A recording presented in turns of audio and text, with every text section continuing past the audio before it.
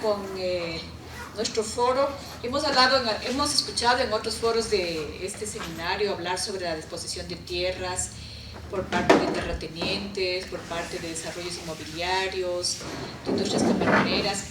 En este panel vamos a abordar el mismo tema de la disposición, pero vinculándolo con el tema de la conservación.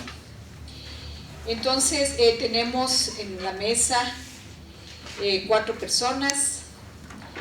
Primero tenemos a Víctor Arroyo, él es de Esmeraldas, de SECONDEM, que es la red de defensa de los manglares. También fue mi alumno en Aflaxo.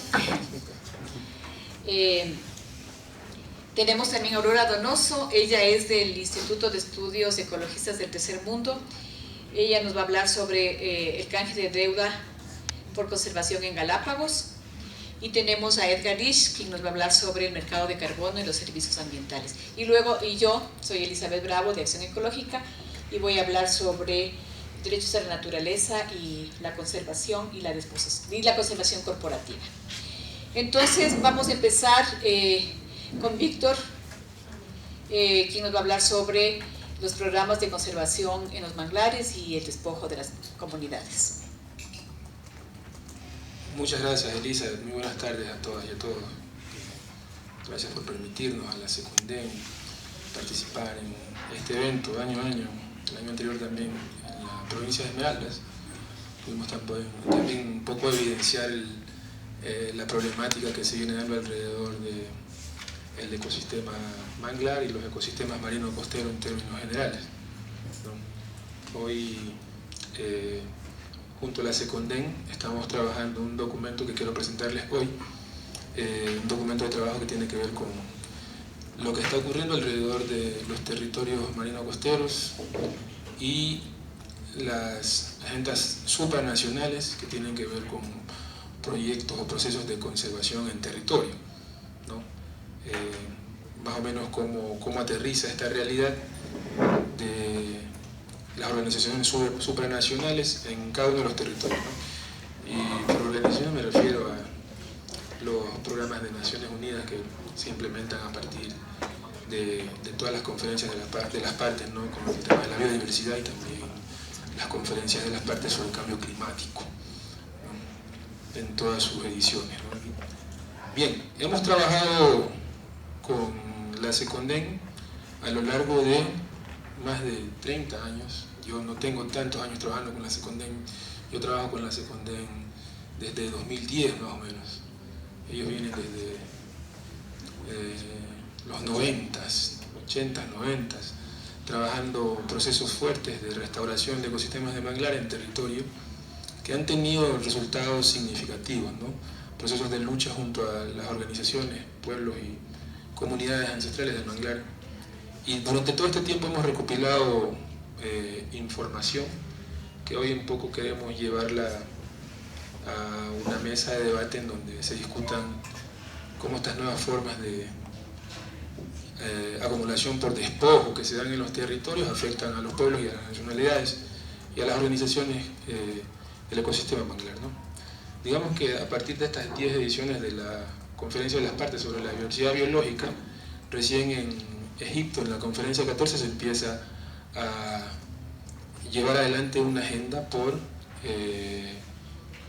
un proceso de conservación de largo plazo que se plantea para 2030 tener el 30% de la superficie del planeta bajo esquemas de conservación y a 2050 el 50% de la superficie del planeta bajo esquema de conservación. Esto, digamos, de alguna forma es bastante ambicioso, es un proyecto ambicioso. Hoy en día nadie se atreve a cuestionar la problemática del cambio climático y desde la propuesta, ¿no? El espíritu de la propuesta que plantea el proceso de conservación de los territorios del globo terráqueo a nivel mundial, esto se plantea también como una iniciativa que pretende mitigar los efectos del clima en cada uno de estos territorios, ¿no? Pero ¿qué tan real es esto? ¿Cómo aterriza esto a la realidad, ¿no? Digamos que esta Agenda 2030, que salió de la conferencia 14 de Sharm el Sheikh en Egipto, trata o se impulsa a partir de la acelerada pérdida de la diversidad biológica, ¿no? Los informes globales dicen que, según el IPBES, que es la plataforma intergubernamental científico-normativa sobre la diversidad biológica y los servicios de los ecosistemas, subrayan que 1 millón de especies están en riesgo de extinción y que se requieren acciones urgentes, ¿no?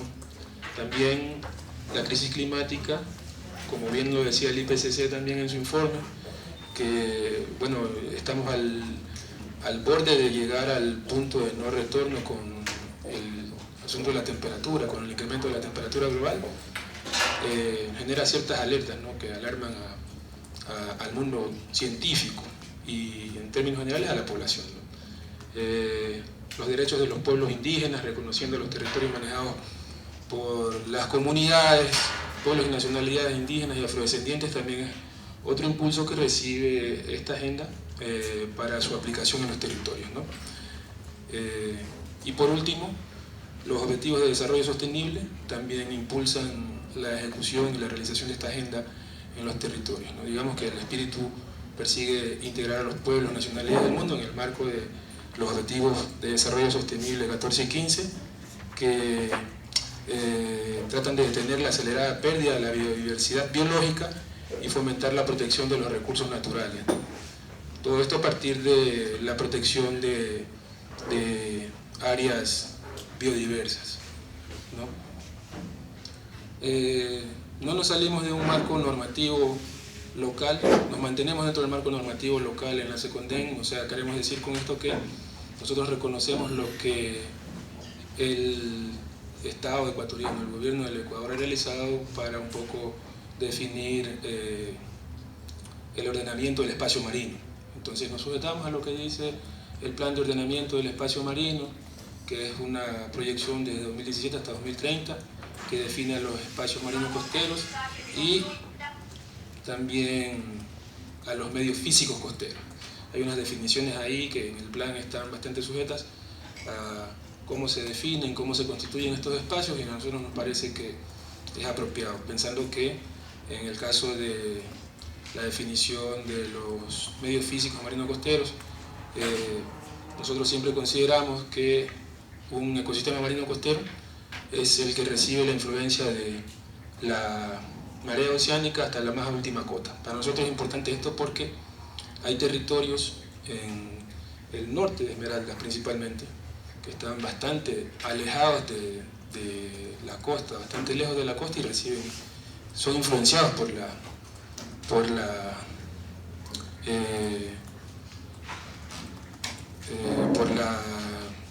marea oceánica, tienen una influencia de la marea oceánica. Digamos, territorios llegando ya al Alto Cayapa, al Alto Santiago, todavía reciben influencia de la marea oceánica y son considerados entonces territorios marinos costeros, ¿sí? Algunas controversias y desafíos que hemos encontrado nosotros a lo largo de, digamos, lo que se pretende aplicar con la Agenda 2030 en territorios se sujetan básicamente a cómo aterriza esto a la realidad en las localidades. Nosotros a lo largo del desarrollo de las actividades de SECONDEN hemos visto que es muy complejo que los recursos que se proponen para la ejecución de las actividades de la protección del área terminen en manos de las comunidades. O sea, ¿qué es lo que quiero decir con esto? Nosotros a lo largo del trabajo que hemos hecho con la SECONDEN hemos visto que la creación, como vamos a ver más adelante les voy a mencionar, la creación de áreas de conservación y uso sostenible de territorios marino-costeros, principalmente territorios de manglar, no son viables con respecto al desarrollo de las actividades de las organizaciones dentro de ese territorio. Esto significa que cuando, por ejemplo, un área de custodia, un área en custodia del ecosistema manglar está en manos de una organización, esta organización planifica un recurso económico para la ejecución de estas actividades, firman un convenio con el Ministerio de Ambiente en el proyecto Socio Manglar. Los recursos que provienen de este proyecto son insuficientes para la ejecución de las actividades. no representan, digamos, los gastos en los que las organizaciones incurren, ¿no? Entonces, hay procesos, nosotros hemos discutido esto, ¿no? Muchas controversias con respecto a los procesos de acumulación por despojo, donde los pueblos y las comunidades del Mare y Manglar se sienten casi que obligados a incorporarse a esta lógica del capitalismo verde, que busca, mediante la implementación de estas políticas públicas, un poco sustentar la lógica de que el territorio se encuentra bajo un esquema de protección, ¿sí? En el momento en que eso empieza a ejecutarse, el territorio está bajo un esquema de protección, nosotros nos preguntamos qué es lo que ocurre alrededor del territorio, acompañamos a las organizaciones para un poco visibilizar cuál es el proceso que se da. Y resulta que el territorio que se encuentra bajo esquema de protección solo reciben las organizaciones, digamos, una responsabilidad por la custodia del territorio. Solamente son custodios del territorio. Pero la gestión del suelo, la gestión del territorio, digamos, los derechos territoriales, los derechos constitucionarios, no están observados por parte de la institucionalidad. Las instituciones públicas no observan que hay un pueblo, una organización, hay sujetos que están un poco tratando de ejercer derechos sobre el territorio, que hay derechos constitucionarios por procesos culturales que se dan al interior de estos territorios de manglar y que no son reconocidos por las instituciones públicas, en este caso por el Ministerio de Ambiente, quien subvenciona las actividades que se dan al interior del territorio, solo las actividades de custodia y vigilancia. Pero ¿qué ocurre entonces con la ejecución o la realización de planes de manejo del área en custodia? ¿Quién se encarga de hacer el levantamiento de la información? ¿Qué actividades se van a hacer? ¿Qué se propone para la ejecución de las actividades dentro del área en custodia? Es el Ministerio de Ambiente. Entonces, todas las actividades que tienen que ver con el desarrollo de la problemática propia del derecho al territorio están siendo secuestradas por las instituciones públicas, y a las organizaciones les queda nada más el proceso de la custodia del territorio, ¿no? Y con recursos, digamos, bastante no muy apropiados, por decirlo de una forma, con pequeñas cantidades de recursos que no subvencionan la cantidad de actividades que tienen que realizar los miembros de las organizaciones, ¿no? Entonces, discutamos también ahora un poco sobre la realidad de los territorios de manglar. Nosotros a lo largo del trabajo de Seconden hemos visibilizado procesos de desposesión.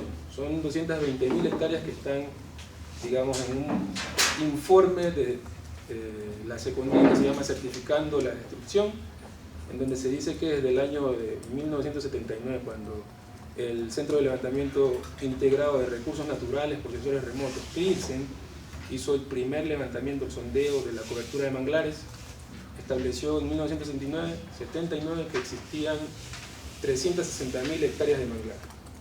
Para 2008, 220.000 hectáreas habían desaparecido y habían aparecido una cantidad bastante similar de superficies de áreas de producción de camarón o camaroneras. Desaparecieron 220.000 hectáreas de manglar y aparecen 220.000 hectáreas de camaroneras. Entonces, en ese primer espacio, en ese primer momento, ¿no?, que se visibiliza a partir del trabajo de Seconden con este levantamiento de información allá por 2008, ya hay, digamos, un proceso de despojo del territorio.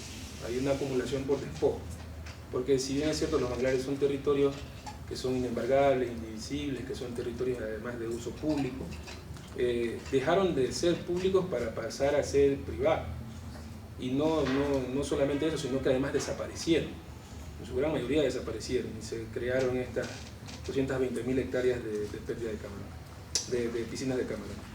Ahora, ¿cómo quedó la realidad del ecosistema manglar en la actualidad? Existen, bajo el esquema de conservación, existen 65.000 hectáreas de áreas protegidas. Gracias. 65.000 hectáreas de áreas protegidas, hay 68.000 hectáreas en acuerdos de uso sustentable y custodia, y hay 16.000 hectáreas en bosques y vegetación protectora de manglar, ¿no? Todo esto da un total de 149.000 hectáreas. Si sumamos 149.000 a 220.000 hectáreas de piscina de camarón, en realidad tenemos la superficie original del ecosistema manglar cuando el CLIRSEN hizo su primer sobrevuelo en el Ecuador. Las 360.000 hectáreas aparecen ahí.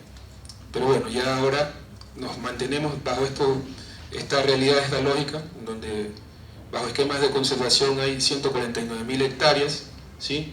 Estas pertenecen a las áreas protegidas de manglar, ¿no? A las áreas protegidas de la Reserva Ecológica de Manglares Cayapa-Matás, el Refugio de Vida Silvestre del Estuario Río Esmeraldas, el Refugio de Vida Silvestre del Estuario Río Muisne, la Isla Corazón y Fragatas, el Refugio de Vida Silvestre del Morro, la Reserva de Producción de Fauna Manglares El Salado, la Reserva Ecológica Manglares Churute y la Reserva Ecológica Arenillas. Los acuerdos de uso y custodia, hasta el año 2018 existían 23 acuerdos con una superficie total de 22.000 hectáreas, pero como les dije hace un rato, los acuerdos de uso y custodia sustentable tienen una superficie de 68.000 hectáreas. ¿Qué ocurre?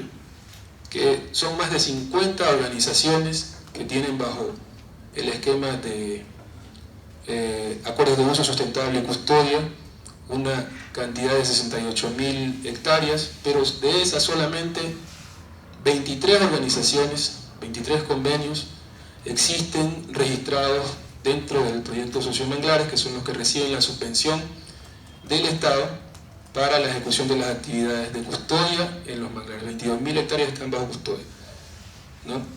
¿Qué ocurre con las otras 50, las otras organizaciones? De las 52 organizaciones, ¿qué ocurre con las demás? Estas no reciben subvención del Estado en primer lugar, y en segundo lugar no va a funcionar. Y en segundo lugar,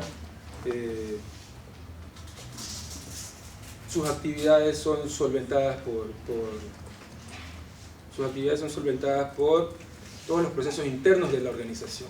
O sea, todas las actividades que ejecutan al interior de las organizaciones, que son procesos más organizativos, socioorganizativos, que se van un poco por el tema de la comercialización en comercio justo, buscan espacios en donde sus productos sean valorados de manera adecuada, sustentan sus actividades, ¿no?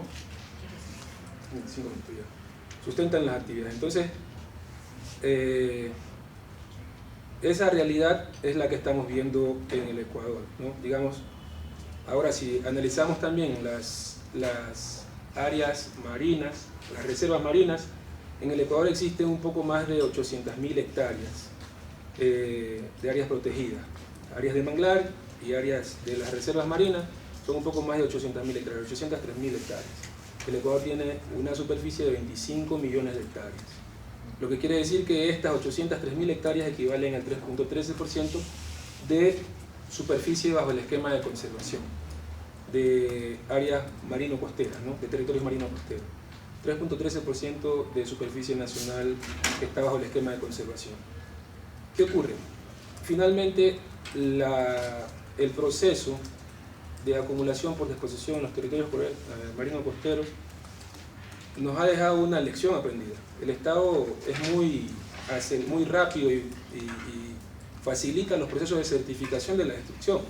Hemos visto que se han certificado 220.000 hectáreas de producción de camarón en lo que antes eran superficies de manglar, certificadas por el Estado, ya están reconocidas por el Ministerio de Agricultura y Ganadería. Y al mismo tiempo, estas actividades que proponen ahora estos organismos supranacionales que tienen que ver con procesos de protección que vienen bastante acelerados en el discurso por su implementación. Hay una necesidad inmensa de las instituciones del Estado por implementar estas políticas supranacionales en los territorios. Entonces hay una celeridad que están llevando por tratar de llegar a metas en donde el Ecuador diga estamos aportando con procesos de conservación, no se ajustan a la realidad de las comunidades y de los territorios. Están bastante lejos porque se puede ver que se le da a las organizaciones una responsabilidad, pero no se le reconocen los derechos, no se reconocen derechos constitucionales, no se reconocen derechos al territorio y de la misma forma los recursos, las subvenciones económicas no aportan tampoco para las actividades. Por eso es que del total de las 52 organizaciones solamente 21 están recibiendo una subvención del Estado, porque el resto de las organizaciones se han dado cuenta que no es rentable estar en un proceso de un acuerdo de uso y custodia recibiendo una subvención del Estado en donde te entregan recursos que no sirven ni siquiera para costear el gasto de combustibles de los compas que trabajan en la recolección de productos de moluscos, cangrejos, etcétera, etcétera, etcétera, en la pesca artesanal. Ni siquiera para eso sirven los recursos que se dan. Entonces es por eso que 30 organizaciones que tienen bajo la categoría de acuerdo de uso, custodia, superficie de manglar no están participando de la subvención económica, ¿no? Entonces estos retos están lejos de cumplir con una meta que tiene que ver con una relación propia de la gente en las comunidades versus la administración del territorio. Lo que se busca desde el punto de vista de lo que están buscando los organismos nacionales o las instituciones públicas que se sujetan a esta realidad es cumplir con todas estas metas supranacionales de el 30% de la superficie del Ecuador bajo conservación, o el 50% hasta 2050, y cumplir con eso finalmente podría servir para responder a ciertos resultados, pero no sirve para la ejecución de las actividades de la gente en las comunidades, de acuerdo a lo que nosotros hemos visto, ¿no? Hay carencias significativas. En todos los territorios que hemos visto donde están nuestras organizaciones, hay carencia por necesidades básicas insatisfechas, pero bastante básicas, digamos, agua potable, ¿no? Sistemas de alcantarillado, acceso, vialidad, o qué sé yo, educación. Las necesidades básicas insatisfechas en estos territorios indican que la realidad de la ejecución de las actividades no está llevando hacia ningún proceso en donde se solventen los problemas principales de la gente de las organizaciones, ¿no?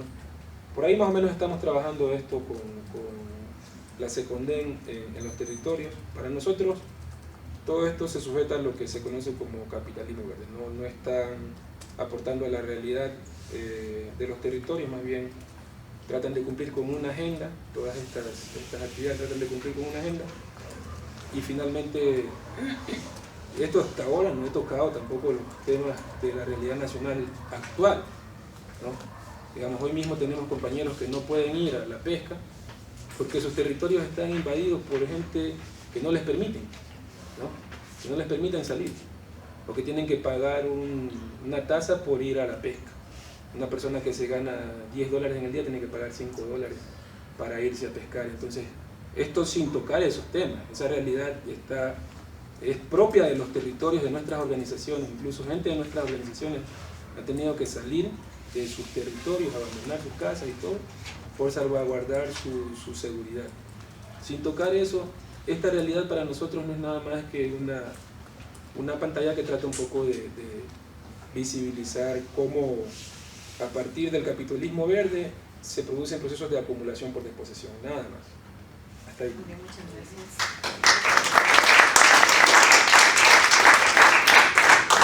Bueno, hemos visto un caso así totalmente concreto sobre esquemas de conservación que realmente, lejos de beneficiar a las comunidades, se están despojando de sus derechos.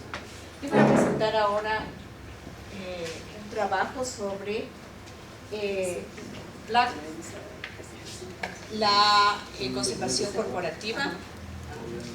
Entonces esperemos que se haga la presentación.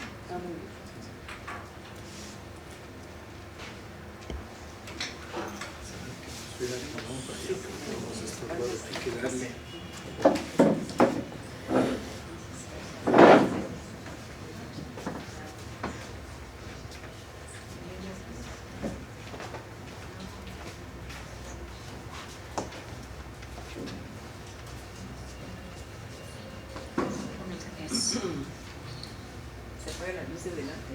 Ya. La siguiente, por favor. Así como nos mostró Víctor cómo se han deforestado, se han destruido los manglares debido a la industria camaronera, no podemos negar que en todo el mundo está desapareciendo la biodiversidad y que el cambio climático también es una realidad. Yo puse por ejemplo, esa imagen de los incendios que están teniendo lugar en América del Sur, ¿no? En estos momentos, anteriormente, son consecuencia tanto del cambio climático y también de la devastación ambiental. Del avance, por ejemplo, en el cono sur de la soya para alimentar a chanchos y pollos y a camarones, que van a las camaroneras que son destruidas en los manglares. Aquí en el Ecuador, el principal consumidor de soya y de todos los balanceados es la industria camaronera. A veces creemos que es la de pollos y chanchos, pero realmente es la industria camaronera. Tenemos también, por ejemplo, esto es en el Yasuní, la operación petrolera en el Yasuní. Abajo tenemos la erosión regresiva del río Coca, que también es consecuencia de todo un modelo, ¿no?, que se nos impone. Entonces, es indudable que hace falta urgentemente la conservación de la biodiversidad. La siguiente me pones, por favor.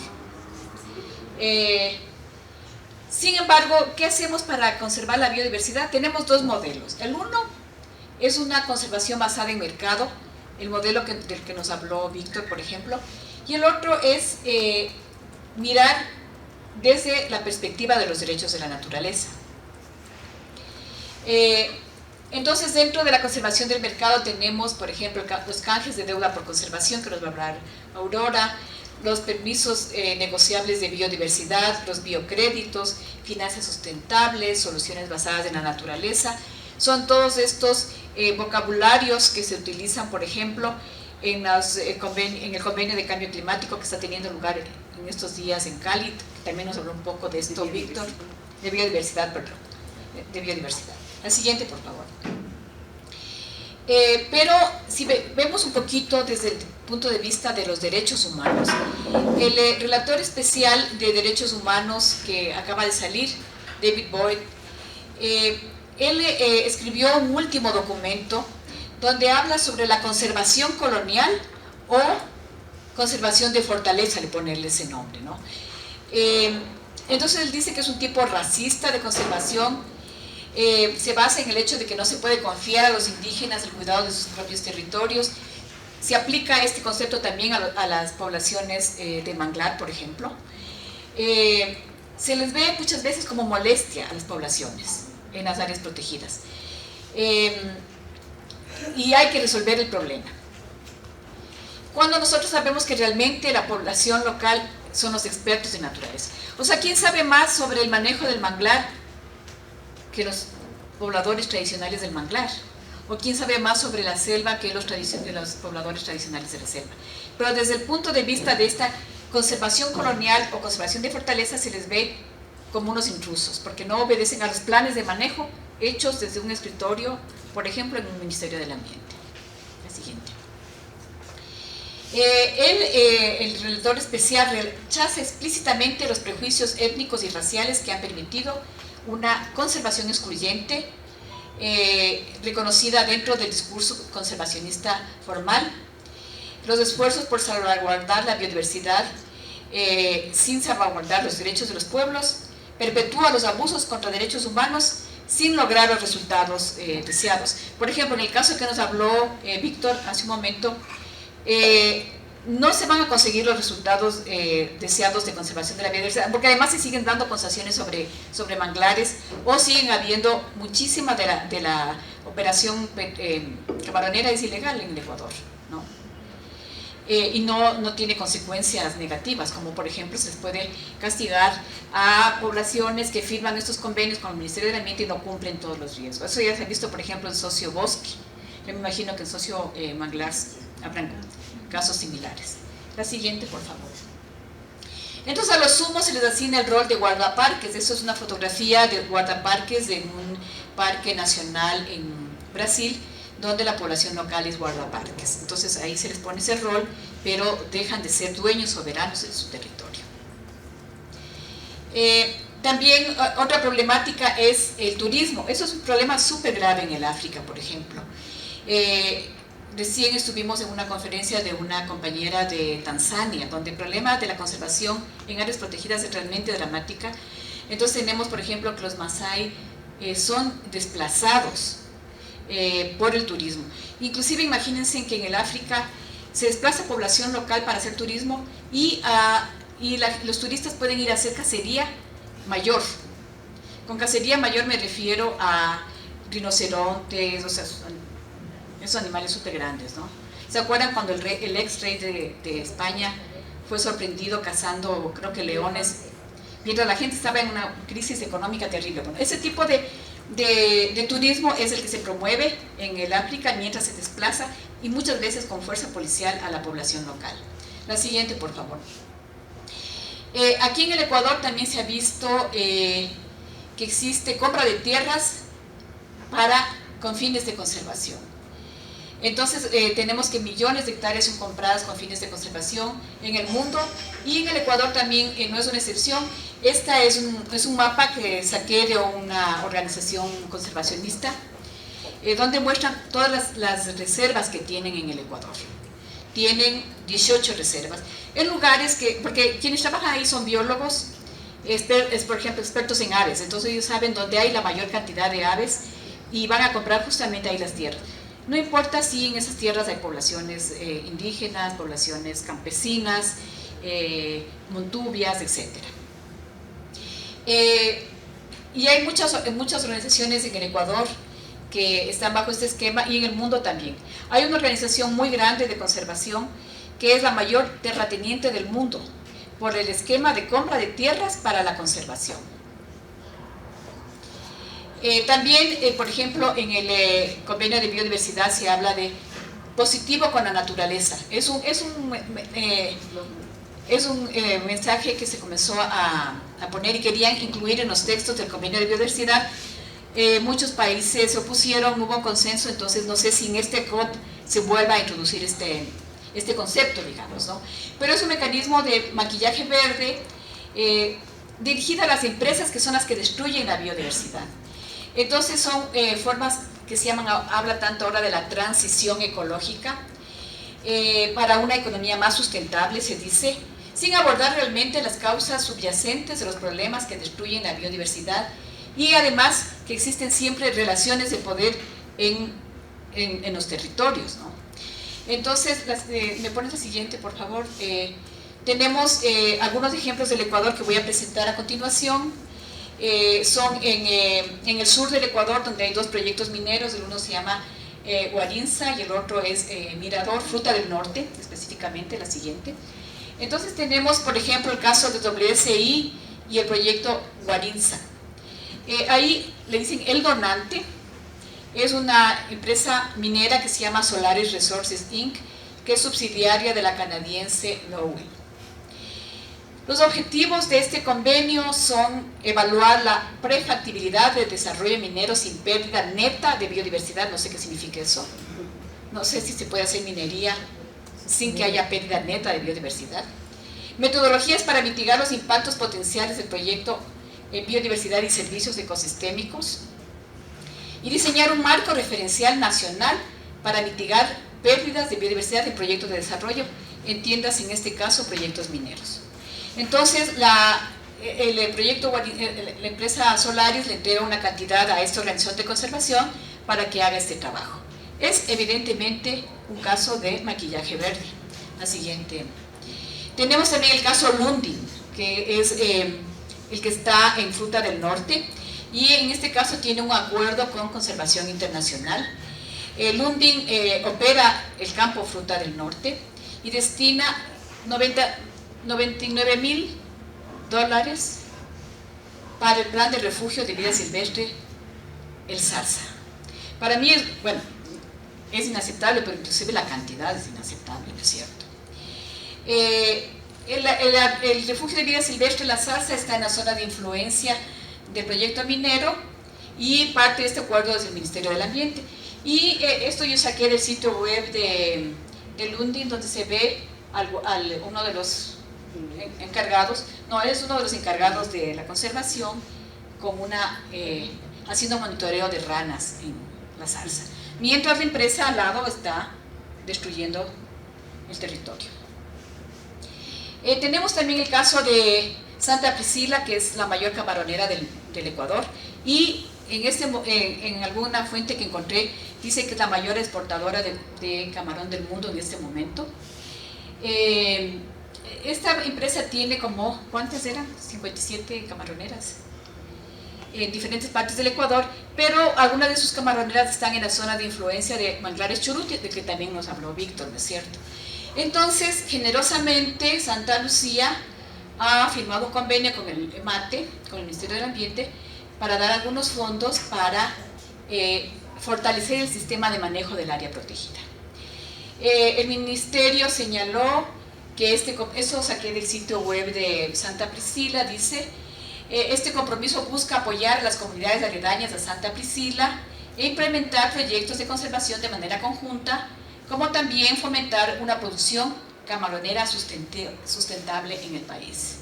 Entonces yo no sé cómo se benefician las personas que viven cerca de las camaroneras de un manejo sustentable.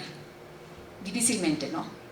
Nosotros, algunas de las personas que están aquí, estuvimos antes en una cuestión sobre microorganismos, ¿no es cierto?, y sobre el uso de antibióticos. Las camaroneras usan grandes cantidades de antibióticos, y todos esos antibióticos van al agua de la que se sirven las poblaciones que viven en las zonas aledañas a las camaroneras. Esta empresa tiene 12.000 hectáreas de camaroneras en el Ecuador. Entonces, imagínense cómo se amplía el área de influencia, ¿no? Y le da un fondo, no dicen cuál es la cantidad del fondo, al Ministerio del Ambiente para que hagan un manejo sustentable de la camaronera. La siguiente. Y este es un caso de naturaleza positivo.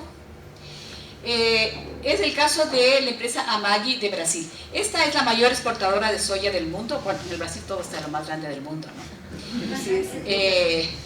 Entonces, la empresa Amaggi ha firmado el compromiso de lograr productos agrícolas 100% trazables, libres de deforestación, para el 2025, tomando como referencia el año 2020.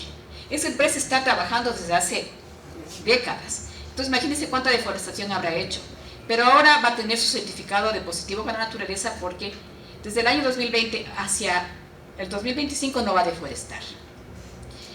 En el pasado impulsó políticas que promovieron la deforestación, porque su dueño fue gobernador de Mato Grosso, de Mato Grosso del Sur, que es el estado que tiene mayor cantidad de hectáreas con soya. Frenaron proyectos de demarcación de territorios indígenas en el Brasil. La siguiente, por favor. Ahora hablemos un poco sobre derechos de la naturaleza en la Constitución. La Constitución dice que la Pachamama, o naturaleza, donde se reproduce y realiza la vida, tiene derecho a que se respete integralmente su existencia, el mantenimiento y regeneración de sus ciclos vitales, estructuras, funciones y procesos evolutivos. Y esa realmente debería ser la perspectiva con la que deberíamos pensar el tema de conservación. En el caso de la minería, en el caso de las camaroneras o de esos monocultivos gigantescos, no se puede asegurar el derecho a la existencia de la naturaleza ni de los ciclos vitales y ciclos evolutivos. Y creo que con esto hemos terminado. Vamos entonces a continuar con las siguientes ponencias. Muchas gracias.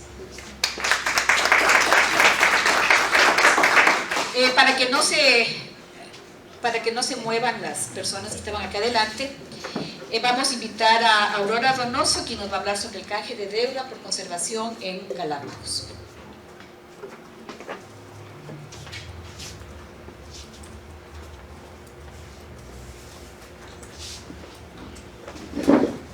Buenas tardes. Bueno, todos y todas hemos oído sobre este canje de deuda, ¿verdad? Y yo les voy a dar algunos detalles de ese canje para entender las implicaciones que tendrían, digamos, para nuestro país y la relación que tiene con la deuda externa. Sí. A ver, como dijo el compañero Víctor, esta Agenda 30x30, que es la agenda que se establecieron en las negociaciones internacionales de cambio climático y biodiversidad biológica, plantea precisamente que designar el 30% de la tierra y los océanos como zonas protegidas para el año 2030. Esa es la famosa Agenda 3030. Aquí son algunos puntos de planificación de canjes de deuda por zonas por océanos, ¿no? En las pequeñas islas y en lugares como las Islas Galápagos, como una zona de gran biodiversidad. Ya en el 2021, en la COP de Cambio Climático, LASO anunció la ampliación de la Reserva Marina Galápagos, que es la que está en esta parte, en 60.000 kilómetros cuadrados, o sea, de 133.000 kilómetros cuadrados a 193.000 kilómetros cuadrados, y ya hizo referencia al canje de deuda como una forma de financiamiento. En esa misma COP, los presidentes de Colombia, Costa Rica, Panamá y Ecuador se comprometieron con la gestión sostenible del corredor marino del Pacífico Tropical Oriental, que es una red de áreas marinas protegidas interconectadas de más de 500.000 hectáreas. Se une Galápagos en toda esta zona protegida de Colombia, Costa Rica y Panamá, ¿no? Lo que queremos resaltar es que esta es una estrategia internacional. Como vimos, se negocian en los acuerdos internacionales de cambio climático, de biodiversidad, y quienes hacen esa estrategia son organizaciones conservacionistas, como The Natural Conservancy, que es una de las principales que está impulsando estos canjes de deuda, empresas financistas y bancos privados y empresas transnacionales también, ¿no? Con el apoyo de bancos de desarrollo, como el BID, y de países industrializados como Estados Unidos. Ya vamos a ver con más detalle los actores, ¿no? Y lo que buscan es impulsar mecanismos de financiarización de la conservación a través de la deuda externa de los países del sur. Yo les quería leer este pequeño párrafo de una declaración que hizo Cristalina Costia, subdirectora del FMI, durante la COP17. Dice: estos canjes de deuda son una solución fundamental a la incapacidad de la comunidad internacional para proporcionar una financiarización adecuada para el clima. Y añadió que los créditos de carbono podrían formar parte de los canjes. Lo que pasa es que en los acuerdos internacionales se ha hablado ya de las responsabilidades comunes pero diferenciadas, y los países industrializados, que son los mayores responsables de los impactos del cambio climático y de la pérdida de biodiversidad, tienen que dar fondos no reembolsables para los países, para que los países más afectados, ¿no? para adaptarse o para solucionar los problemas causados por el cambio climático, y no lo hacen. Entonces, ¿qué buscan? Que los propios países, con su deuda, como siempre ha sido, nosotros mismos, se utilice el mecanismo de deuda para estas actividades, como el tema de la conservación.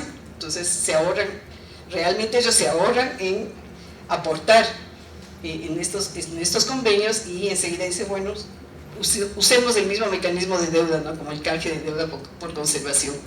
Pasemos. Esta propuesta de canje de deuda fue presentada en febrero del 2021 al gobierno de Ecuador a través de Ocean Financial Company.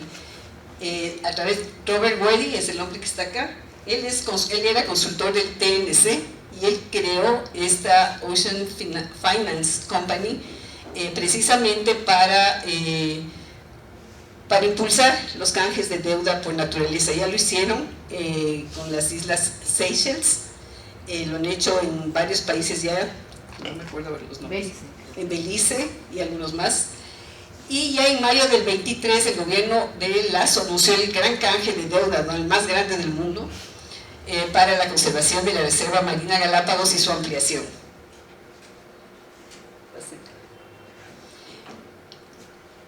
Yo puse aquí una lista de actores. Voy a un poco explicar despacio, pero no traten de entender mucho porque es bien complicado.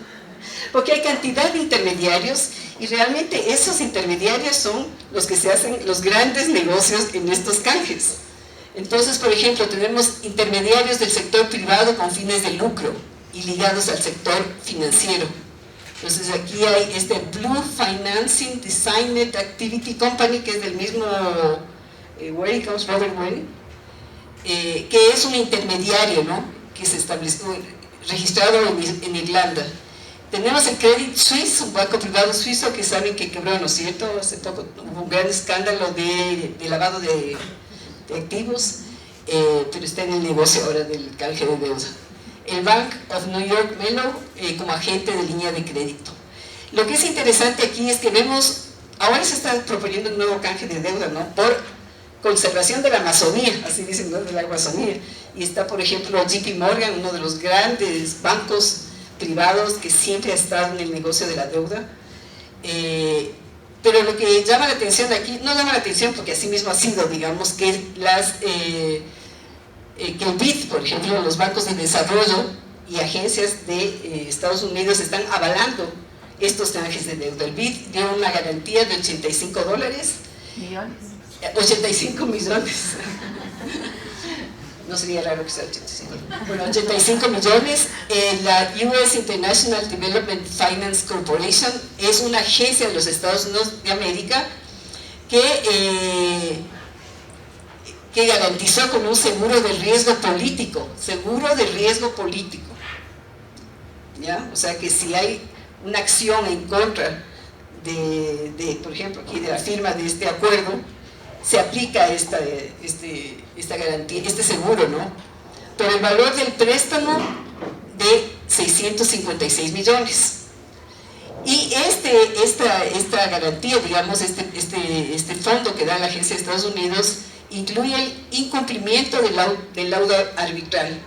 O sea, lo que se ve aquí es que estas instituciones financieras avalan estos nuevos mecanismos de negocios a través de la deuda, ¿no?, a través del endeudamiento externo.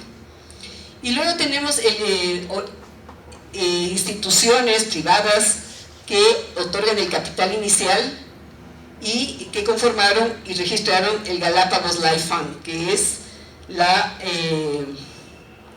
organización que va a administrar los fondos para la conservación. Entonces tenemos el Climate Fund Managers, firma de inversión a través de la subsidiaria Ocean Financial Company. Todo es un entramado, ¿no?, es una red de relaciones entre los mismos que se están haciendo el negocio, ¿no es cierto?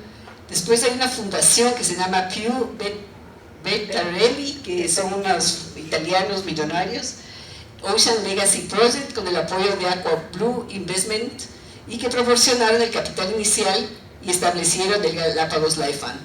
Y tenemos el Galapagos Life Fund registrado en Delaware, que es un paraíso fiscal, por la firma de abogados Baker McKenzie, que son famosos por precisamente evasión de impuestos, depósitos en paraísos fiscales. O sea, yo sí creo que hay que identificar qué está detrás de estos canjes, quiénes están, ¿no es cierto?, y qué intereses pueden tener. Cuando vemos las hojas de vida, nos damos cuenta que no son madres de la caridad, o sea, son realmente personas que históricamente han usufructuado de la pobreza, ¿no?, y de la destrucción, porque eso es a la final. Pasamos. A ver, es un complicado sistema financiero. Entonces, el Ecuador asume una nueva deuda. Lo que nos decía un técnico es que este no es un canje de deuda como se hacía en los años 80, 90. Este es una, ¿cómo es? ¿Se me fue la palabra? Una reestructuración de deuda, porque el Ecuador asume una nueva deuda. No es que le dicen no pague la deuda, invierta en conservación, no. Aquí es un nuevo préstamo con el cual se compran unos bonos que están en descuento, y lo que supuestamente se ahorra el país en pagar esos bonos, o sea, ese descuento, invierte en conservación, pero esos fondos salen del presupuesto del Estado, digamos, ¿no? Entonces, ya, el Ecuador asume una nueva deuda por 656 millones al 6.9% de interés, teóricamente, porque el costo total, incluidas las tasas y pagos por la conservación marina, ascienden al 11%. O sea, va subiendo el interés de esos préstamos. Y eso es con esta empresa, ¿no? GPS Blue Financial Design Activity Company, que es intermediaria de este crédito de SwissAid y es el emisor del bono marino Galápagos. No se llama bono azul, se llama bono marino Galápagos, que podrá ser negociado en los mercados financieros. Miren, no van solo a mercados que tienen que ver con el capitalismo verde, van a cualquier mercado financiero. O sea, es un bono cualquiera, es como un bono comercial. No aquí estamos hablando netamente de finanzas internacionales y negocios que se hacen en esos mercados, ¿no? Negocios ficticios, porque son finanzas, hay todo un mercado de finanzas ficticias, ¿no? Con este nuevo crédito se realizó la conversión, esto es lo que promueven, lo que dicen que han hecho. Con este nuevo crédito se realizó la conversión de 1.630 millones de bonos comerciales comprados al 40% de su valor. Sigamos. Ya, lo que les decía, del ahorro, del pago de estos bonos, Ecuador tiene que pagar un nuevo crédito, que acaban de dar, esta reestructuración, y sus intereses más el pago a los intermediarios, ¿no? Y además, aparte de eso, debe destinar 450 millones de dólares en 18 años hasta el año 2041, que serán administrados por Galápagos Life Fund. Parte de estos fondos son para cubrir los costos de transacción, beneficio de la compañía intermediaria. Entonces, lo que realmente va a invertir el país en conservación, que sale del presupuesto nacional, son 323 millones de dólares para la conservación, para los 18 años, ¿no? Esto significa 18 millones al año que el Ecuador debe destinar de su presupuesto para la conservación de la Reserva Marina de Galápagos. Entonces ahí viene un análisis que hacemos, ¿no? 18 millones suena un montón, pero en el presupuesto del Estado no es significativo, digamos, no es un monto grande. Entonces, por 18 millones anuales, que no es una cifra mayor en el presupuesto, no tiene sentido avalar este esquema financiero que beneficia principalmente a actores privados y a todo el sistema financiero ficticio y los grandes negociados que implican finalmente más pobreza y destrucción. Y peor, y es lo más grave, ceder soberanía a entes privados, la mayoría internacionales, que son quienes finalmente tomarán las decisiones sobre el territorio marino. Entonces realmente nos vendían como una propuesta gana-gana, pero ganan ellos, digamos, ¿no? Los intermediarios, los bancos financistas, pero finalmente estas organizaciones de conservación, que realmente son financieras, ahora ya incluso tienen empresas financieras de Natural Conservancy y todo, van a tener el control de las zonas más biodiversas del planeta. De hecho, se han planteado unos 20 canjes de deuda en un periodo corto, ¿no? Y ya han empezado, ya siguen avanzando, sigamos. A cuenta, de la reducción de deuda, que no soluciona el problema de fondo del endeudamiento externo, realmente la reducción es mínima. Me dicen, se ahorra 1.000 millones, pues no se ahorra 1.000 millones, estamos viendo que tienen que pagar un nuevo crédito, que son en intereses más altos, tienen que pagar a los intermediarios y tienen que pagar la conservación finalmente. Se cede soberanía de nuestro patrimonio natural a quienes tomen las decisiones sobre esta área marina. El Galápagos Life Fund, que es la organización que se constituyó, fue creada 4 días antes del canje de deuda, porque además todo se improvisa. Ustedes ven algunas de estas entidades u organizaciones, rápidamente se han legalizado en Delaware, en Irlanda, alrededor de las negociaciones del canje, ¿no? Eso llama la atención. Y bueno, ya, es un paraíso fiscal. El Galápagos Life Fund está conformado por 11 miembros, 5 del gobierno ecuatoriano y 6 del ámbito privado internacional, está mal nacional, y 6 del ámbito privado internacional, entre ellos estas intermediarias, ¿no? El Ocean Finance Company, Let Them Fly Philanthropy y Pew Better Lie Ocean Legacy Project. Entonces ven cómo se amarran todo el negocio, no las mismas. Seguimos. De la misma forma que ha sucedido en otros casos, como en el acuerdo de Seychelles, aquí hay un análisis que hace la Red del Tercer Mundo y la Universidad de British sobre este acuerdo de canje de deuda en las islas Seychelles. Y dice, The Natural Conservancy ha llegado a tener un papel importante en la planificación e implementación de un plan espacial marino para toda la zona económica exclusiva del país. Y añade que la totalidad de la zona económica exclusiva de Seychelles ha sido inscrita como activo en la reestructuración macroeconómica. Se ha asegurado una mano más fuerte para las lógicas neoliberales, las instituciones y los acuerdos de propiedad en su gobernanza. Entonces, es importante ver referentes, ¿no es cierto?, porque nos aparece en los medios de comunicación y todo el mundo nos promociona sobre la maravilla del canje, tanto que están promoviendo nuevos canjes ahora. Y ahora en el convenio de biodiversidad en Colombia, el propio presidente Petro está proponiendo un gran canje de deuda por acción climática. Entonces está súper vendida la idea, y como ustedes ven, la estructura está bastante avanzada, digamos, y los respaldos que dan las instituciones de cooperación multilaterales.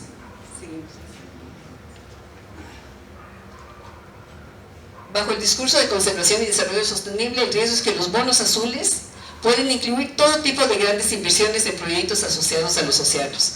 Uno creería que se va a conservar, ¿no?, con los bonos azules, pero se permite, al tener bonos azules, la venta de servicios ambientales, la prospección de recursos genéticos marinos o biopiratería, construcción de puertos, transporte marítimo de mercancías, expansión de infraestructura de energía eólica marina, instalación de cadenas turísticas y explotación minera y petrolera en los suelos marinos. O sea, lo que pensamos es que todos estos proyectos de conservación finalmente se están garantizando a futuro el poder tener esos espacios de la mayor biodiversidad del planeta para futuros negocios. Ya sabemos, todas estas actividades causan graves impactos a los ecosistemas marino-costeros e impiden el acceso de las comunidades costeras a sus fuentes tradicionales de alimento. Vamos al próximo, que es lo que hablaba el compañero... Ah, no. Este ya pasamos. ¿El siguiente cuál es? Ah, qué mareo. ¿Cuál es? Este estaba. La siguiente, ¿cuál es? Ah, sí.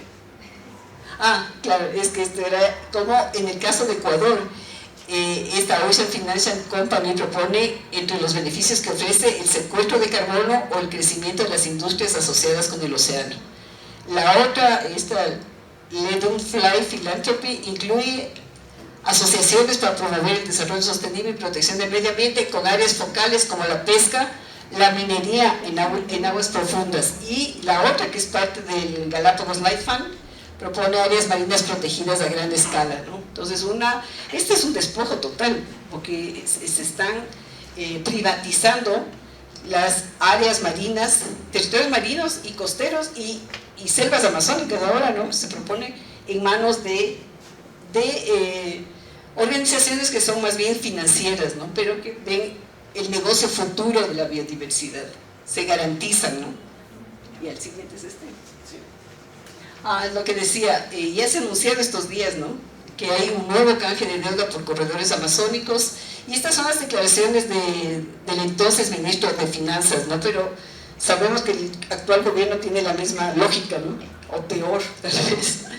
Dice, tenemos varios proyectos innovadores y creativos para hacer varios tipos de canjes que nos permitan reducir la deuda por un lado y monetarizar la gran biodiversidad del Ecuador, textual. Y el ministro de Relaciones anterior mencionó que los activos naturales del país incluyen selvas costeras y hábitats andinos. Sí. En el nuevo canje de deuda que están anunciando ya para conservación de la Amazonía, están interesados estos bancos de inversión, el Goldman Sachs, el Bank of America, que se acuerdan que en la historia de la deuda externa ecuatoriana retuvo como 80 millones de dólares para que se le pague, o sea, retuvo la fuerza plata del Estado para que le paguen la deuda. De hecho, las compañeras del CEPAM se tomaron la Banco Fomento, ¿te acuerdas? Y ya hablan de que va a haber estas garantías, esta participación del BID para apoyar la estructura de gobernanza. O sea, ellos van a decidir cómo se gobierna, digamos, cómo se administra esas zonas. Alertamos sobre el riesgo de que estas propuestas de canje de deuda por conservación continúen avanzando, más aún cuando se anunció Lazo, y esto tiene que ver con lo que presentó el compañero Víctor, la creación de las primeras 8 millas marítimas del Ecuador como reserva marina a lo largo del perfil costanero continental, o sea, todo lo largo de la costa ecuatoriana, con una superficie de 1.5 millones de hectáreas. O sea, toda la costa ecuatoriana va a ser área de reserva con posibilidad de hacer un gran canje. Entonces hay que estar alertas para que no se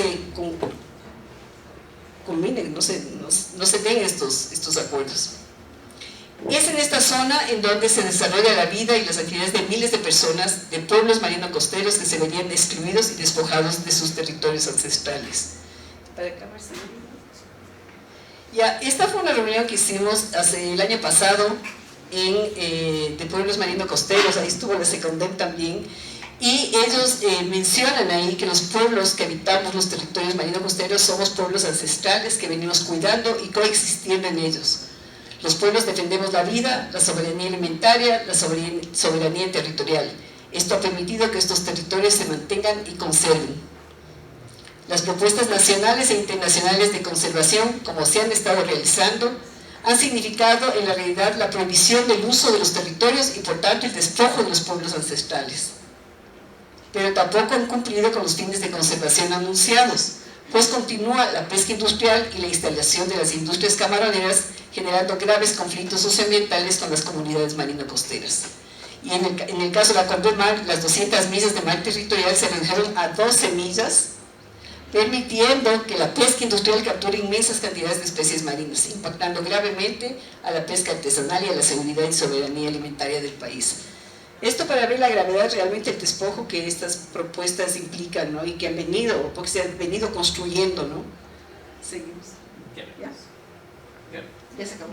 No seguimos. Bueno, muchas gracias.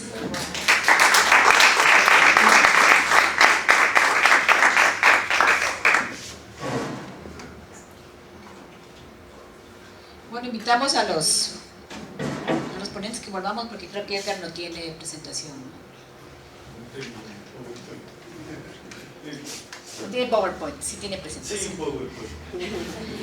¿Podemos prender la luz, por favor? Muy buenas tardes con todas, con todos.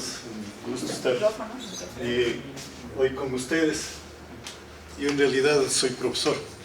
Y a mis estudiantes a veces les digo que un profesor aburrido, repetitivo, autoritario, con infocus, es un profesor aburrido, autoritario, repetitivo, con infocus.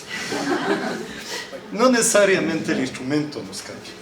Y esto es bien importante porque ahora cuando hablamos de naturaleza nos va a venir otro riesgo, aunque no es tema de hoy, el uso de la llamada inteligencia artificial. Y cómo a través de un instrumento hay alguien que va a pretender manejar la naturaleza. Y ahí están los intentos, por ejemplo, de anunciarnos que van a ser la solución del cambio climático a través de mecanismos de elevada ingeniería en los mares y cosas por el estilo. Esa introducción para decirnos una cosa: en todo debemos estar a la defensiva, en todo debemos estar críticos, en todo debemos estar pensando 2, 3, 10 veces las cosas que a veces de tanto escucharlas llegan a parecer naturales, llegan a parecer habituales. Decimos conservación, ¿qué es eso? ¿Quién conserva? ¿A favor de quién conserva? La naturaleza hoy en día, prácticamente en cada centímetro ha sido intervenida por el ser humano, incluso en los polos, de una o de otra manera. El Everest está lleno de basura y el cambio climático afecta absolutamente todo. Y a la vez, la naturaleza que hoy reconocemos y que incluso queremos proteger, como los páramos, tiene mucho que ver con lo que los seres humanos hicieron. La Amazonía no existiría tal cual si no hubiesen existido pueblos amazónicos que transportaban semillas de un punto al otro, que llevaban también algún animal de un punto al otro, etcétera, etcétera. La Amazonía original tenía 5 o 6 puntos que le llaman hotspots, donde estaba concentrada la biodiversidad. Pero los animalitos viajeros y los seres humanos viajeros fueron los que ahí fueron construyendo y facilitando la actual. Entonces, cuando uno dice conservación, queremos que esté todo intacto por todo el tiempo, inamovible. Es bastante difícil. Una idea mucho más acertada me parece a mí que es la de protección basada en derechos de la naturaleza y de los seres humanos. Porque cuando se habla de conservación, y ya lo han dicho de una o de otra manera, muchas veces se dice hay que sacar a la población de ahí. Estos indígenas, estos negros, estos pobres no deberían estar aquí porque van a afectar a la naturaleza. ¿Sí? Y además, cargados de esta visión racista, clasista, sexista, de que los siempre oprimidos resultan ser los culpables, cuando en realidad son víctimas de todo esto, de todo lo que estamos viendo. Recordemos un dicho muy popular en el Ecuador, sobre todo andino: indio verdugo. El indígena era el verdugo. No, era la víctima de otros verdugos. Y lo mismo va sucediendo en estos planos. Y de hecho, ¿dónde está mejor la naturaleza en el Ecuador en líneas generales? Donde hay esas poblaciones que se les puede llamar guardianas, etcétera, que conviven sanamente con la naturaleza.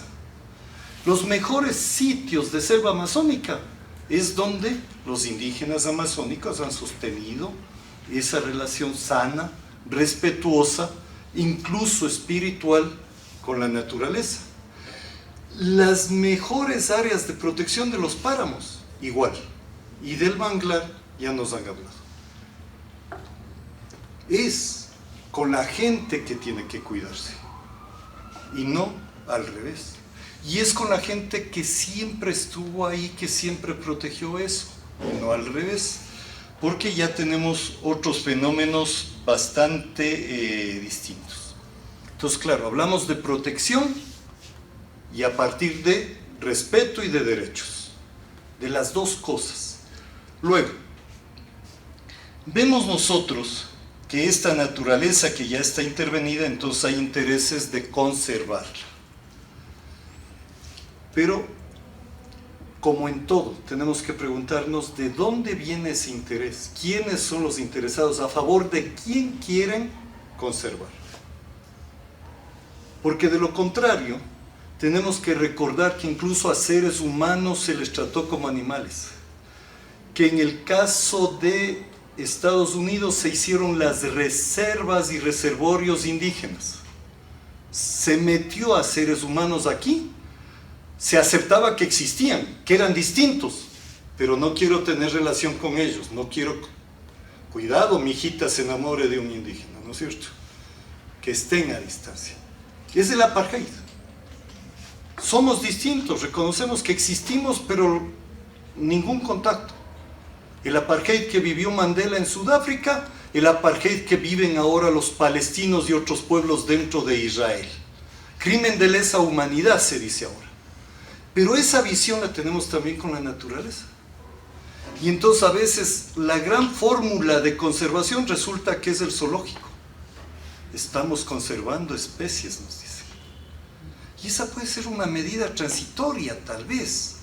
En Europa, y aquí sí perdónenme, no soy experto, no me acuerdo el nombre del ave migratoria, que son seres humanos los que les están enseñando a volar de nuevo para que puedan migrar, utilizando alas delta.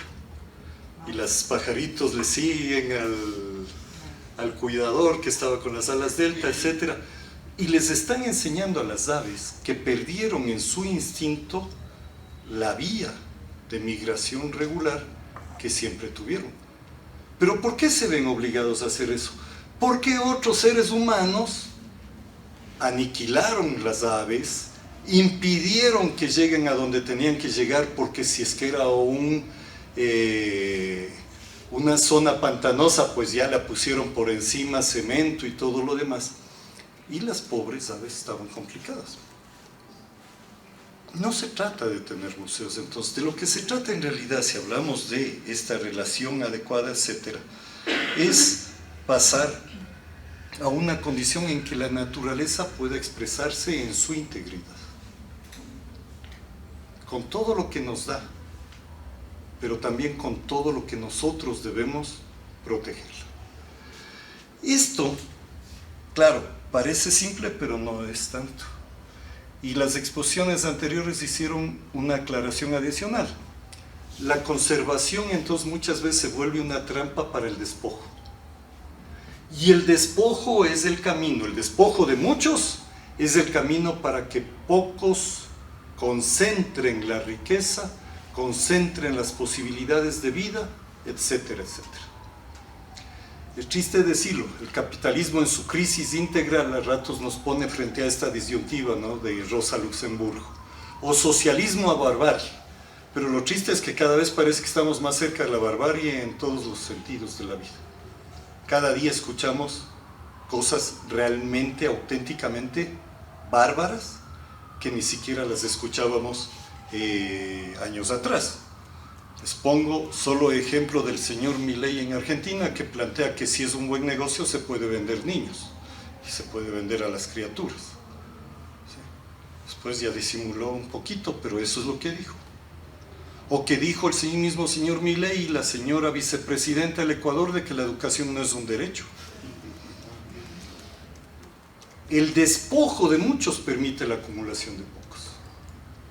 Para que existan esos 67 millonarios que tienen una cantidad de dinero tan grande como la mitad de la población más pobre, 67 personas versus 3.500 millones, y esos son los que están comprando ahora tierras en África, y estos son los que quieren tomar el sur de América, y estos son los que están atrás de un montón de proyectos, incluyendo los de canje de deuda. Ese elemento hay que entenderlo. ¿Por qué? Porque ya decían las compañeras, aquí hay dos posibilidades en realidad. Una, hacer un análisis ecológico, sociológico que nos permita hacer esa protección al máximo posible, o caer en las medidas de mercado. A veces decimos muy libremente, por el dolor que nos causa el neoliberalismo, y decimos es que el neoliberalismo no resuelve los problemas de la salud, de la educación, del ambiente. Es que nunca se lo plantearon, compas. No se lo plantearon. Lo que ellos se plantearon es cómo acumular. Y entonces para todo, e incluso para el ambiente, tienen una política. No es que no la tengan, ese es otro error. Mucha gente dice no la tienen. Tienen una política, que es comercializar todo. Esto viene desde antes del neoliberalismo. Ejemplo 1. La naturaleza no tiene recursos. La naturaleza tiene bienes, tiene elementos. ¿Cuándo es que comenzamos nosotros a llamarles recursos? Cuando dijimos, esto me sirve para hacer negocio, esto me sirve para ampliar mi ganancia. Un ejemplo sencillo, antes de que la doctora Marie Curie y su esposo descubran el radio, que ni sabíamos que existía, nadie le decía recurso.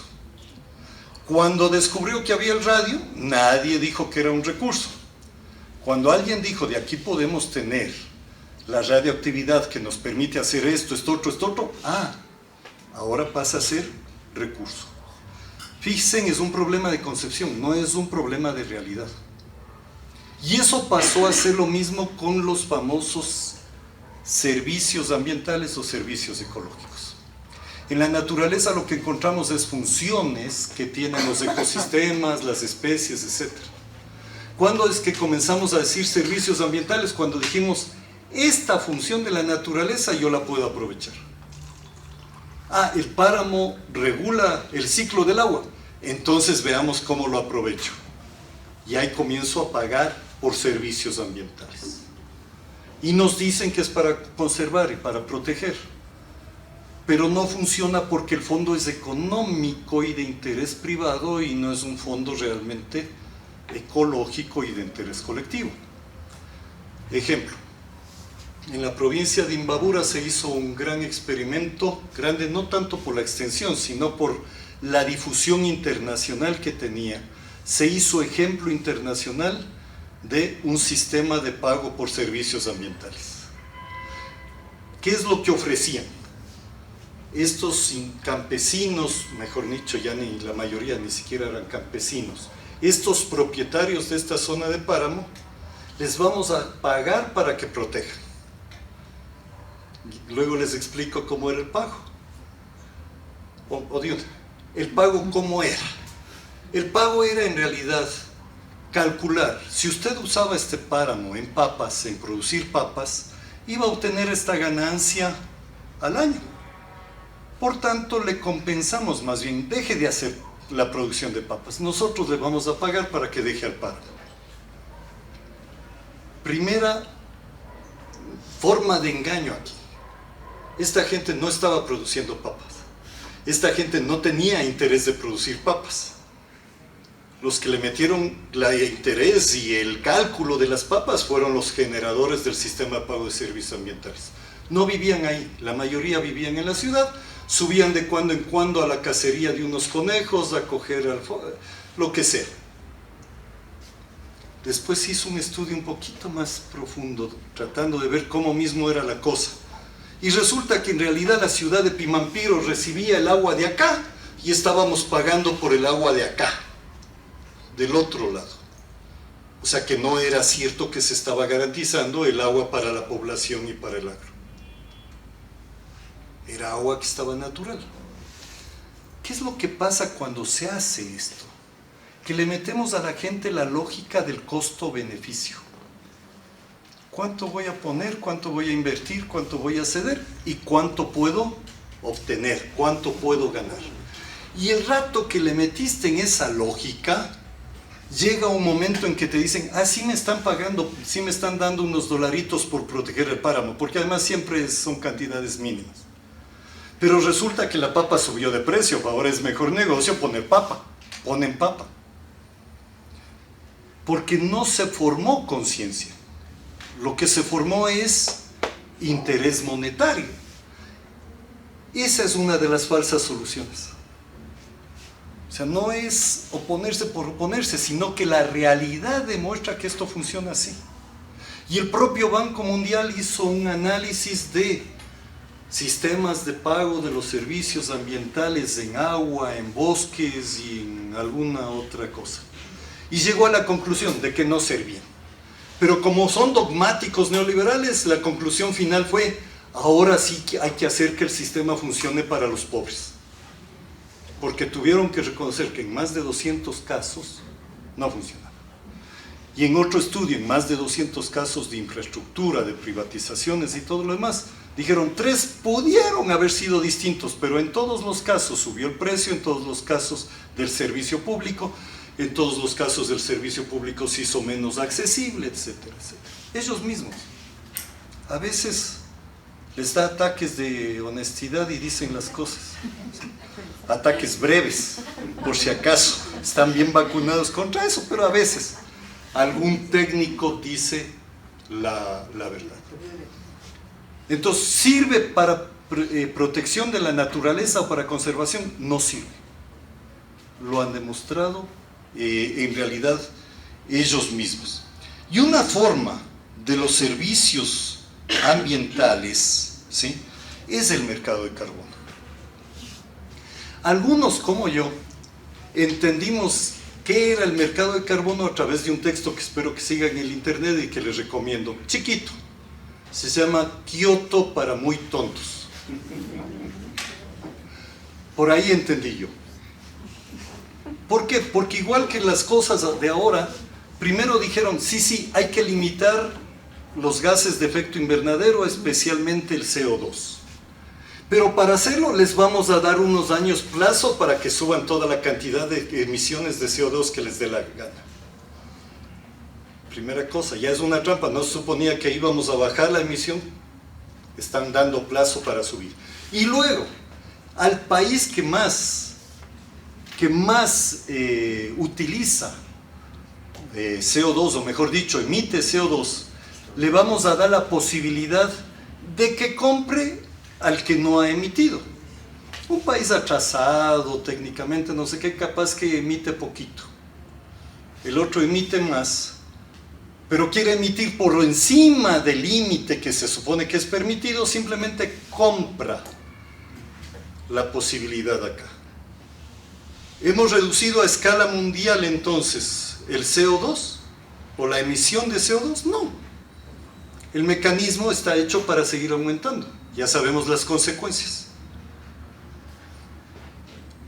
Y cuando se dice eso, se dice tiene que ser, por ejemplo, para bosques que van a captar el CO2 y proteger bosques y mantener selvas y todo lo demás.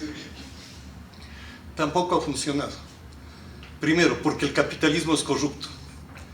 Y en algún estudio y pronunciamiento del propio gran jefe de la Interpol, dijo que uno de los grandes crímenes actuales en términos financieros se llama mercado de carbono.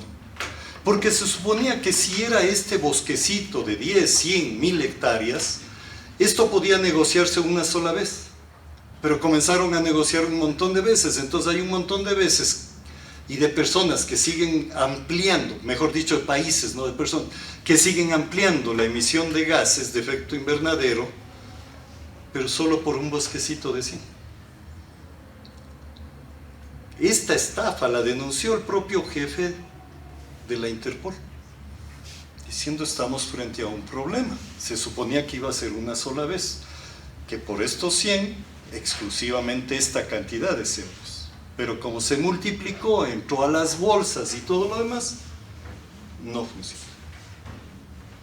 Entonces, ¿en qué medida el protocolo de Kioto ha servido y el mercado de carbono ha servido para protección de la naturaleza, para conservación? Mínimo. Cierto, y de pronto en una zona llega un poquito de plata, tal vez algo puedan hacer. Pero ojo, en el Ecuador tenemos una experiencia vinculada a esto que se llama sociobosque y sociopáramo, que involucra el despojo, porque usted, campesino, usted indígena de esta zona, ya no puede utilizar este bosque, tiene que dejarlo intacto. Oiga, pero necesito unas hojitas de eucalipto para mi familia, necesito unas ramitas para hacer la barrera, lo que sea. No, porque el rato que usted la usa, entonces ya no tiene este recurso. ¿Sirvió para la conservación? Casi nada. ¿Sirvió para la acumulación, la apropiación? Sí. ¿Sirvió para el despojo? Sí. Pero no para lo otro. Y estos programas siguen. Y esto pueden encontrarle ustedes relación también con el tema del canje de la deuda, que es bien difícil. Ahora la Aurora le explicó de una manera chéverísima, porque es bien difícil entender. Porque lo que alguna gente ha dicho, y uno tiende tal vez al principio a decir, bueno, si vamos a pagar la deuda externa, entonces mejor que alguito se quede acá, ¿no? De lobo un pelo, mejor que la plata se quede en vez de que se vaya. En realidad, como vemos, no es que la plata se queda acá, no es que se la maneja socialmente, no es que logra la conservación. Estas falsas alternativas son las que están dominando el escenario mundial. Este es tal vez el problema mayor. Y son las que nos dicen que todos nosotros deberíamos cumplir. Si queremos proteger la naturaleza, tendremos que hacerlo, como siempre, desde abajo y hacia la izquierda. Gracias, compañeros.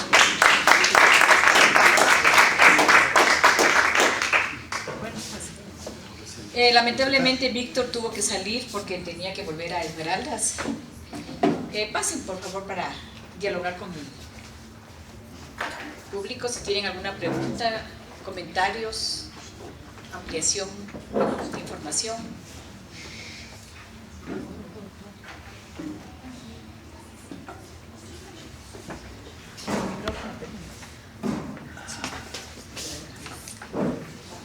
buenas tardes, gracias compas por esas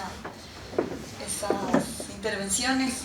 Yo solo quería comentar igual que claro, en los Andes también hay un montón de casos justamente en territorios de páramos, en territorios donde además se aprovecha muy bien que aún no tienen un saneamiento legal de sus tierras, entonces son tierras que todavía no cuentan, a pesar de que las consiguieron y que las lucharon y que se organizaron para conseguirlas en tiempo de reforma agraria.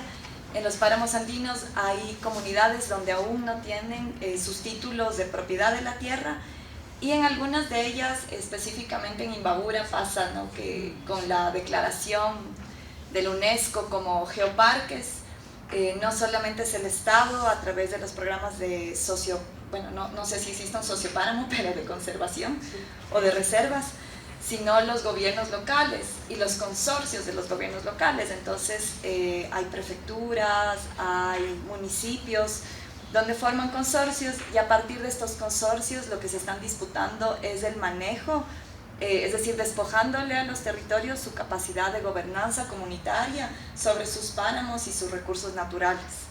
Y además bajo un discurso que además es muy bello, ¿no?, que es el de la conservación, como quien no quiere la naturaleza para la conservación.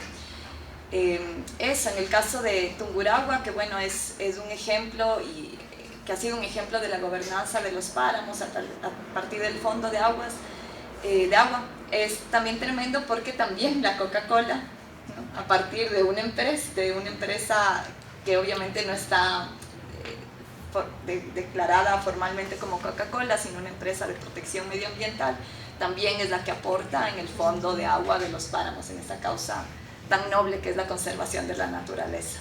Y mientras tanto en otros lugares sabemos, ¿no?, se siguen secando los ojos de agua y los reservorios de agua por la Coca-Cola sin un pago adicional por estos efectos sobre el medio ambiente y sobre los territorios. Muy bien, muchas gracias. ¿Alguien más quiere hacer algún comentario? Bueno, a ver, después.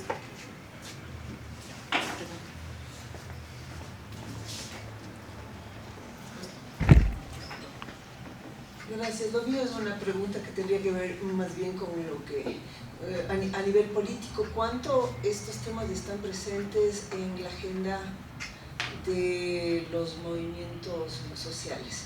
Y concretamente pensarías en la CONAIE o FENOCIN, porque a nivel de comunidades locales es otra cosa, ¿no? Digamos que las actorías sociales de los territorios tienen otra dinámica, están afectados directamente a las vidas de la gente. Pregunto esto, ¿cuánto permea esto en la agenda de... Bueno, estoy pensando más bien en la CONAIE, con nombre y apellido, ¿no? Pregunta, no... Yo creo que no podemos contestar a nombre de la CONAIE, pero aquí tenemos compañeros de una organización social muy importante. No sé si ustedes están pensando en estos temas. Bueno, compañeras,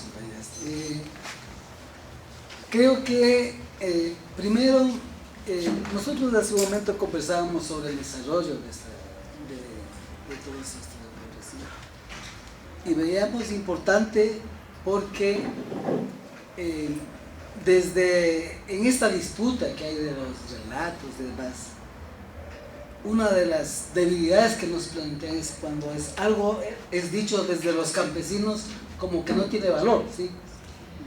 Y todos estos encuentros nos permiten de alguna manera también reforzar los planteamientos que tenemos sobre el apoyo, el relacionamiento con la academia, con la investigación y demás. Creo que eso es importante, ¿sí?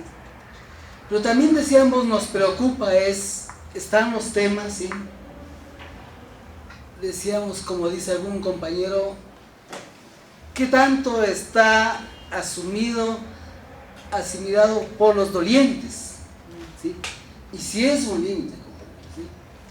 En este caso, nosotros como Coordinadora Nacional Campesina Eloy Alfaro estamos presentes, y de hecho creemos que hemos tomado como un elemento fundamental todo lo que es la agenda agraria, todo lo que son estos elementos, digamos, de la defensa de la biodiversidad y demás, ¿sí?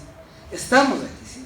Y de hecho dentro de lo que estamos haciendo con respecto a la política agraria y demás, estamos dando la pelea, ¿sí? Pero ahí viene, creo que de las debilidades que tenemos, si bien está dentro de las agendas locales, es un problema y es una debilidad que desde ahí sí, no solo desde la Coordinadora Campesina, sino desde de las demás organizaciones, pueda asumirse con fuerza, ¿sí?, la vocería de estos temas. Porque si no quedamos ahí sí como actores, como dolientes, digo nuevamente, como dice un compañero, ¿sí? Y aquí lo que estamos en lo que se abordó, estamos nada más abordando un tema que es el tema más de estas falsas soluciones desde el ámbito, desde una visión más comercial, ¿sí? O sea, pero lo otro es todas las soluciones tecnológicas. Yo creo que algo mencionaba ya. O sabemos que ahí sí me parece que el reto que tenemos es cómo amplificar, digamos, cómo ampliar estas reflexiones para que pueda haber, digamos, la mayor fuerza, la mayor incidencia para poder posicionar esta disputa que tenemos, que es una disputa de vida, ¿sí? Entonces, digamos, habemos actores locales, nacionales, que estamos presentes, pero creo que falta mucha más fuerza, ¿sí? Y ahí sí, yo celebro este evento y creo que nos obliga a pensar, a reflexionar para ver cómo los que estamos aquí podemos empujar, y creo que ha habido momentos en que nos hemos encontrado, nos seguimos encontrando con respecto a las disputas de normativas y demás. Creo que ahí sí viene, a pesar de las distintas posiciones electorales, que a veces es lo que más nos divide, cómo, ¿sí?, eso quede como secundario y encontrarnos por lo fundamental, que creo que es estos temas de la vida. Te doy la palabra después porque Loida, que también es de movimiento social, me parece que puede contribuir. Y no mucho alentador, ¿no? De hecho, yo quiero decir buenas tardes a todas, a todos, saludar este espacio y saludar muchos espacios que en este momento que estamos hablando del 16 de octubre y el 15 de octubre también como días que se conmemora, ¿no? Que se conmemora dos temas fundamentales muy importantes como es el Día de la Mujer Rural y el Día de la Alimentación, o la soberanía alimentaria. Y hay muchos eventos, hay en Cuenca, hay en varios sitios, varias organizaciones están. Pero lo que quería decir en realidad es que las organizaciones lo tenemos y desde hace mucho tiempo, no ahora, no ahorita que se está hablando del tema, porque ahorita lo estamos tomando como con fuerza hablar, pero las organizaciones lo venimos hablando y lo venimos anunciando y enunciando desde hace mucho tiempo, sobre todo las que estamos cobijadas por la vía campesina. Lo lamentable es que está en los escritos, como le pasa a la academia, como le pasa a mucha gente.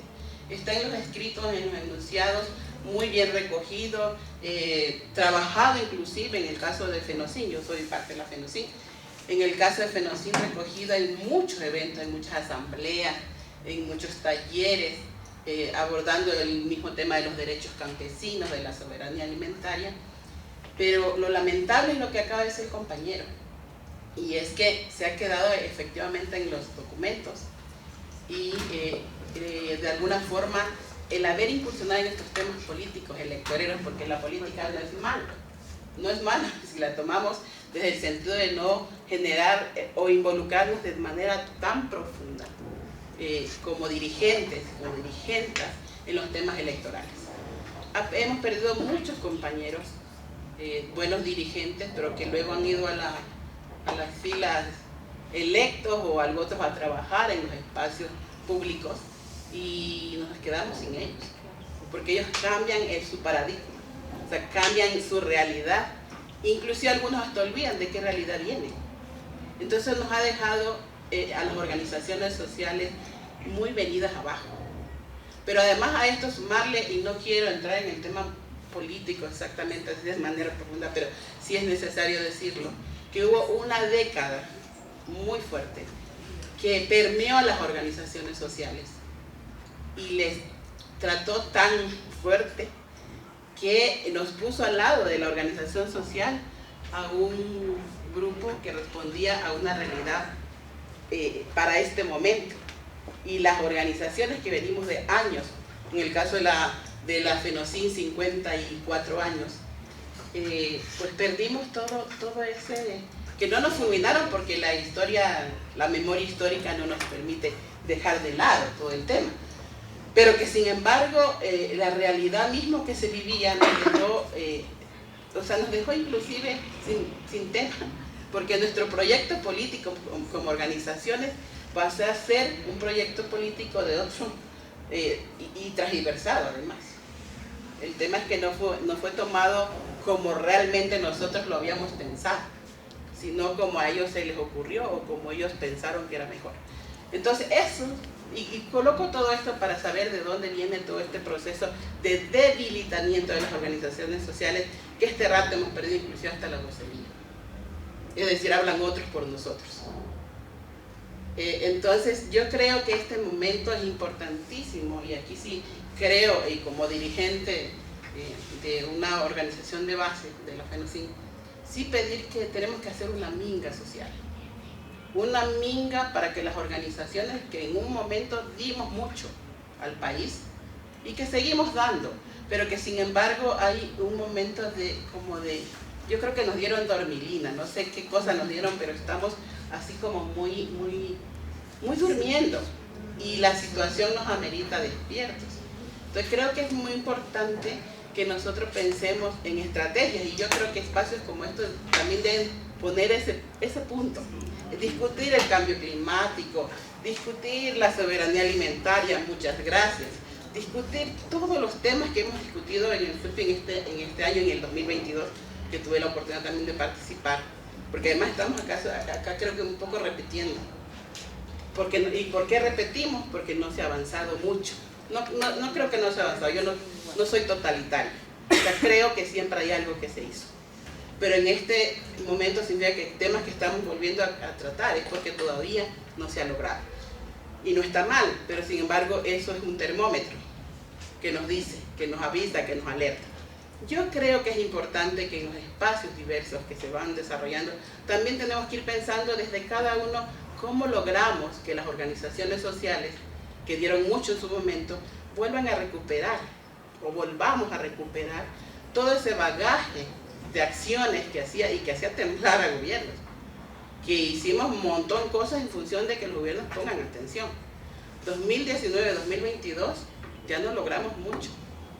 Yo al menos soy muy crítica en eso, o sea, sí se logró cosas, pero no se logró mucho, como el levantamiento del 90, como 2000 tal, como Telesec, bueno, como muchos otros espacios donde nosotros dimos muchísimo como organizaciones y había una unidad nacional. Es decir, ahí en esos momentos no había FENOCIN, no había FEINE, no había CONAIE, no había ninguna organización con nombre propio, sino que estábamos todos en un solo pensar, en un solo sentir y en unidad de criterios para poder avanzar en temas trascendentales del país. Ahora ya se veía, es que la FENOCIN, es que la FEINE y es que la CONAIE, o sea, y las tres, cuando había muchas otras organizaciones detrás de todo eso. Y eso, por ejemplo, también nos separa, porque no es posible que le demos el protagonismo a X y Z y no a los otros para sumar. Para sumar no hay que excluir, para que sumar hay que incluir.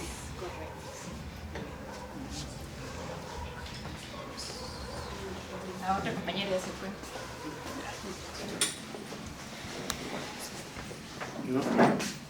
No pedí la palabra, pero bueno, gracias. En todo caso... Pero se le vio con la gana. Creo que fue eso.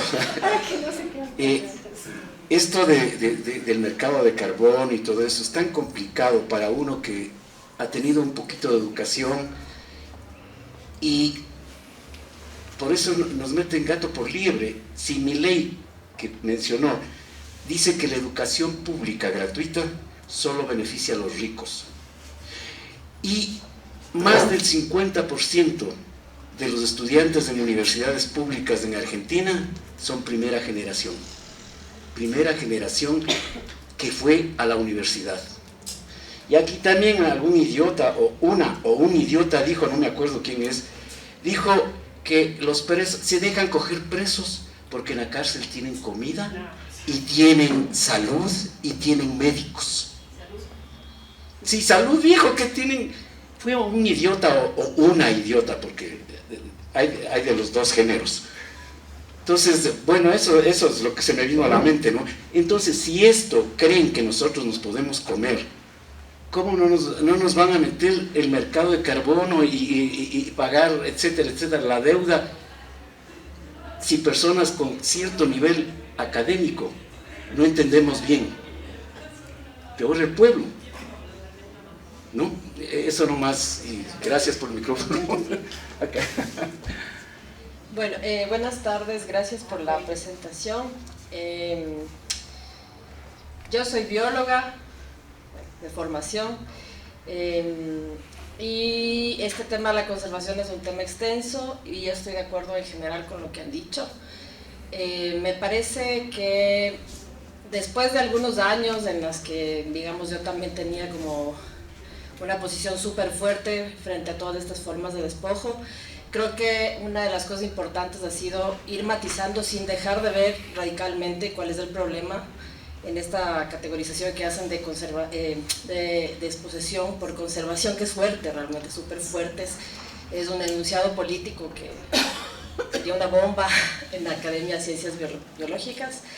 Pero yo en el camino he ido encontrando experiencias, por ejemplo, como la del Chocó andino, y quiero referirme a esto. El Chocó andino tiene un proceso un poco extraño, no estuvo exento de todos estos ciclos de deforestación y de colonización y de descampesinización y formación de un nuevo sujeto campesino, etc.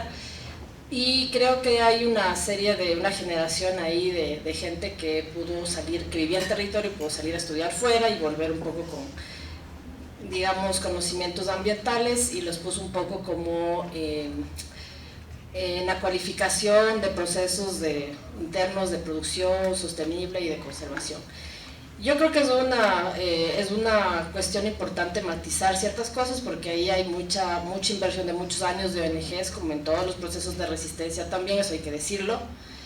Hay ahí algo que llaman gobernanza de base amplia. La gobernanza, como ustedes saben, viene del neoliberalismo, entonces también es un discurso del neoliberalismo. Sin embargo, alguna gente lo ha tomado de manera crítica, digamos. Hay un proceso, ellos dicen, de gobernanza de base amplia. Hicieron una reserva de biosfera porque su cometido es seguir produciendo, generando una producción, digamos, un poco más amigable y sostenible, y no encerrarse en esta idea de solo generar ecosistemas funcionalmente saludables, etc. Tienen ahí un mosaico que es interesante, a mí me parece que es una experiencia interesante, y me parece que es importante ir matizando, porque también son estas reservas privadas con esta visión, ¿no es cierto?, que es el trabajar, digamos, hombro a hombro con los actores locales, las que han impulsado un poco toda esta mirada, ¿no es cierto?, que llaman de gobernanza de base amplia, el poder sentarse a la mesa y demandarle cosas a las ONGs y también al municipio de Quito o a la prefectura, y ir poniendo una línea, ¿no es cierto?, de qué es lo que quieren hacer en producción, qué quieren hacer en turismo, qué quieren hacer en conservación, también si necesitan ponerle al oso andino un corredor y generar así, digamos, conciencia en Quito. No pensábamos antes, los quiteños urbanos, que había osos en el DMQ, ¿no es cierto? Eso es importante también.